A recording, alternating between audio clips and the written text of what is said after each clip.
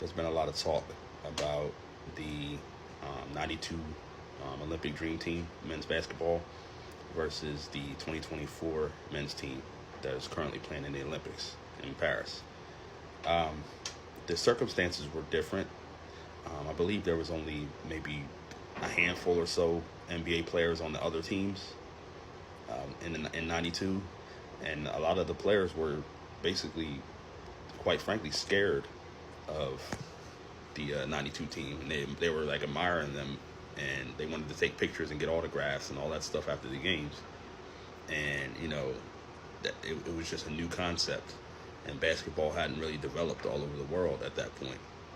Not taking anything away from the '92 team, they were great, but if you look at it now, there's, I believe, 40 NBA players besides the players that play for Team USA that are playing for other countries in this Olympics.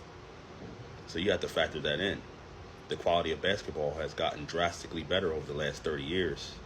And, these other countries are improving. And if the United States doesn't send their best players, there is a chance that they would lose and the other teams would win gold medals. So, if you look at it, 92, Magic Johnson was retired. He came back to play after being diagnosed with HIV. Larry Bird was retired and had a bad back. He came back to play. Christian Laettner was on the team. He really didn't play much of a role, but he was there. Then you had guys like, with all due respect, John Stockton and Chris Mullin. Those guys wouldn't have been able to defend, this current team. With all the tall wings that they have, with KD and Bron and Tatum and guys like that. Granted, Michael Jordan was the GOAT and still in his prime, and Barkley was still in his prime. Scottie Pippen was in his prime. David Robinson and Ewing were very good and very strong at that point. But, if you look at Anthony Davis, Bam, and Joel Embiid, I think those three would pretty much cancel those guys out. And then if you look at the guard position, I don't think that Stockton or Mullen would be able to guard Steph Curry, But it all depends on the rules as well. If you play with the old school physical rules, then I think that the '92 team will be able to slow the game down and try to kind of make it like a rougher game.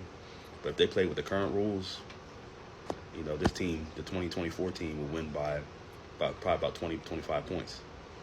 So it all depends on the factors, and how things would have played out, what rules you're playing under, and everything. So it's a hard question.